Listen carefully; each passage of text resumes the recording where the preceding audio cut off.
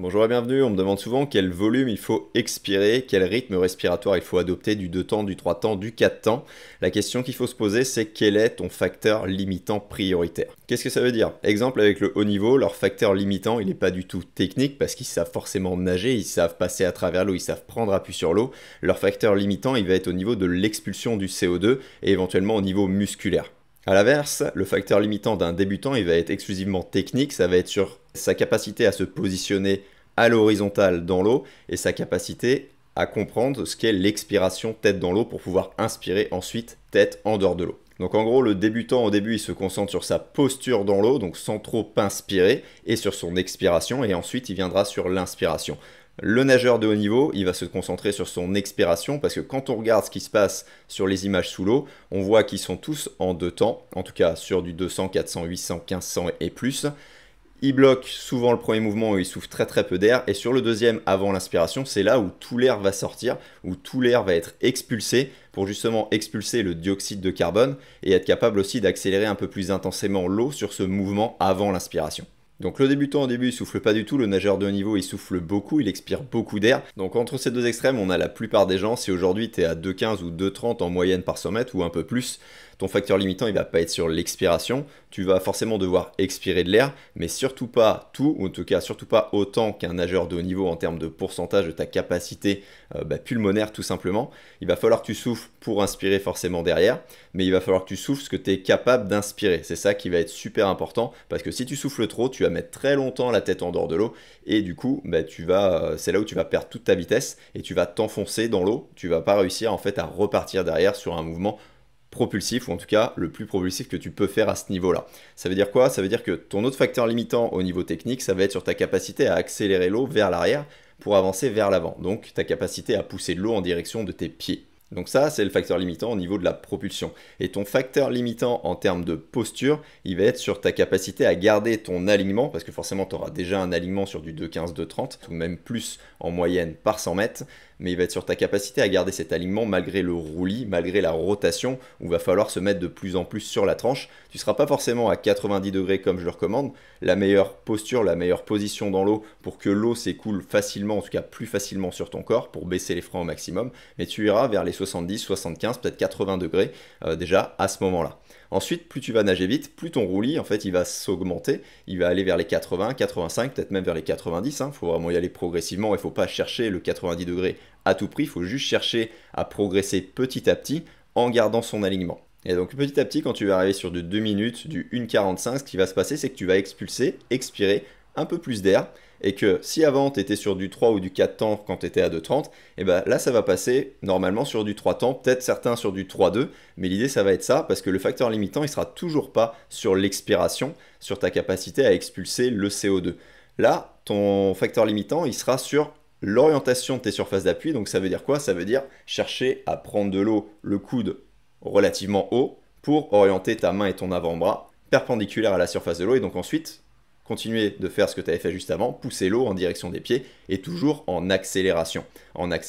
progressive. Donc prendre le temps au début du mouvement pour accélérer progressivement l'eau derrière. Et donc le facteur limitant au niveau postural, il sera sur ta capacité à enfoncer l'avant du corps. Donc la tête, la cage thoracique, remplie d'air en tout cas au début. On va chercher à mettre ça dans l'eau pour que derrière les battements on remonte, les pieds remontent au niveau de la surface de l'eau, et ça témoigne du coup d'une bonne horizontalité. Donc là, va vraiment falloir chercher une horizontalité de plus en plus nickel, à 100%, parallèle à la surface de l'eau, pour limiter le plus possible les résistances, les freins à l'avancement. Et donc toujours au niveau projectile, là c'est encore sur l'inspiration cette fois. L'inspiration, l'idée ça va être, forcément tu auras soufflé plus d'air, parce que tu seras capable d'inspirer plus de volume d'air pendant ton temps inspiratoire, pendant que tu as la tête dégagée de l'eau. Et là, l'idée, ça va être de garder un peu plus ton bras en projectile devant, parce que quand tu es sur du 2,15, 2,30 ou plus, ton bras, il va pour l'instant tomber, mais ça ne sera pas la priorité, ça ne sera pas le plus important. Mais là, par contre, sur du 1,45 2 minutes, ça va devenir beaucoup plus important, primordial même, vu que tu vas être sur du 3 temps, du 3-2 peut-être, même peut-être certains du 2 temps, même si c'est assez rare de ce que je constate moi sur mes stages.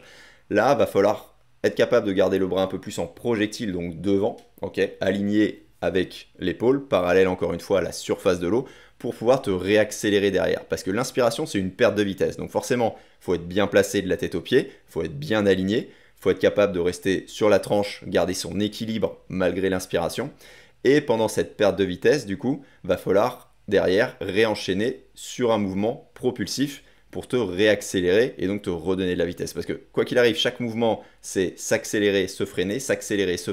mais forcément pendant le temps inspiratoire, vu que tu inspires, vu que tu as la tête en dehors de l'eau, là tu vas mettre un peu plus de temps avec le bras en projectile devant. Donc là, ça sera vraiment super important justement de le garder plus facilement devant, donc de le travailler pour baisser les freins pendant l'inspi et comme je disais, reprendre de la vitesse après l'inspi. Et donc si jamais tu arrives sur du 1,30, sur du 1,20, voire sur du 1,15 par 100 mètres, donc sur du 1500 ou plus, peu importe, ou sur du 400, l'idée là, ça va être de vraiment gérer cette expiration et tu vas aller vers du 2 temps parce que ça va s'imposer à toi finalement. Donc tu vas aller vers du 2 temps et tu vas souvent expulser très peu d'air sur le premier mouvement pour conserver un maximum d'horizontalité, ok, tout simplement, et tu vas expulser la majorité de ton air, les 3/4 voire 100%, sur le deuxième mouvement avant l'inspiration. Donc d'une, pour expulser le CO2, et de deux, pour aussi accélérer et travailler cette capacité d'accélération, parce que même si tu n'es pas nickel au niveau technique à 1,30, tu vas franchement nager déjà plutôt très bien au niveau postural, c'est presque sûr, et tu vas être très bien placé sur l'inspiration aussi, c'est presque sûr. Au niveau des appuis, au niveau du catch, peut-être que ça va encore fuir un petit peu, il y aura toujours peut-être des choses à faire, mais ça peut être vraiment déjà très intéressant, parce qu'il n'y a pas que le catch, c'est qu'un des 5 principes du corps propulseur. Il y a aussi la profondeur des appuis, l'orientation vraiment à 100% vers l'arrière en direction des pieds et vraiment cette capacité d'accélération toujours plus intense parce que finalement,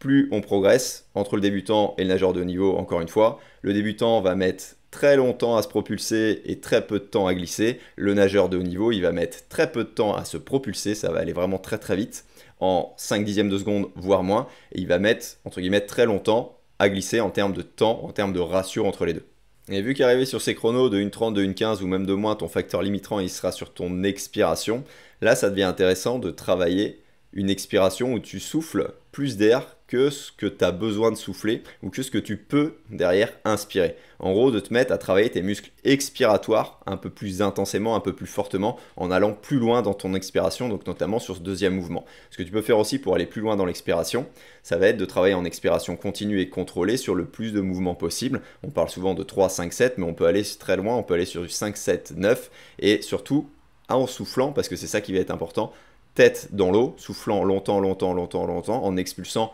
le maximum d'air tout en gardant bien sûr sa posture de la tête aux pieds. Il ne s'agit pas de finir en boule, l'idée c'est de garder sa posture du corps, mais ça va te permettre de t'obliger à inspirer beaucoup plus rapidement et à activer tes muscles aussi inspiratoires, parce que les deux sont liés. Ce que tu es capable d'inspirer, c'est ce qui détermine ce que tu es capable d'expirer, et vu que là le facteur limitant il est sur ton expiration, et ça va être intéressant de bosser les deux, parce que si tu veux souffler plus d'air, faut être capable d'en inspirer aussi beaucoup plus. Et donc ce travail d'expiration, il va aussi être très utile pour accélérer l'eau de plus en plus intensément et donc passer aussi un niveau, un cap, parce que si aujourd'hui, je disais, les nageurs de niveau, ils sont à moins de 5 dixièmes quand ils accélèrent l'eau, et si aujourd'hui tu es à 6 ou 7 dixièmes, forcément tu as un gros gap dessus, donc tu seras peut-être pas à 7, entre 6 et 5 ou 4 dixièmes, ça paraît peut-être très peu, mais crois-moi, quand on oriente bien ses surfaces d'appui, même si ça sera peut-être un des points par rapport à toi sur le catch, ça va être très important de bosser cette capacité-là. Ça permet vraiment de bosser musculairement avec l'expiration et directement de le faire dans l'eau, parce que je sais que tout le monde n'est pas forcément fan du travail en dehors de l'eau.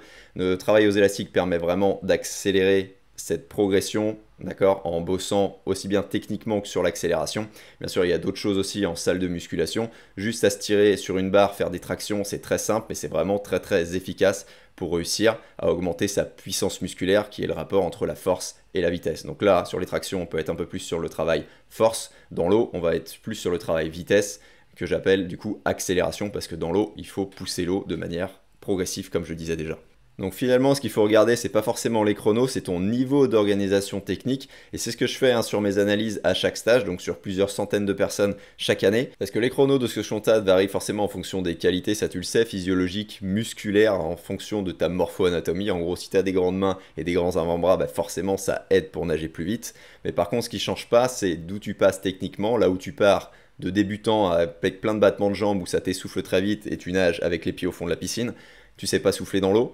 et à un moment donné où tu commences à glisser, tu commences à nager, tu commences à prendre beaucoup plus d'eau, à l'accélérer correctement, et c'est ça en fait qui est intéressant, c'est que tu passes forcément par des étapes obligatoires dans ton passage, dans ta progression. Dis-moi en commentaire où t'en es en termes de chrono et où t'en es surtout en termes de technique, si tu sais quel est ton point technique prioritaire, comme j'en parle souvent dans mes vidéos. Allez, sur ce, je te souhaite une excellente progression et je te dis à plus.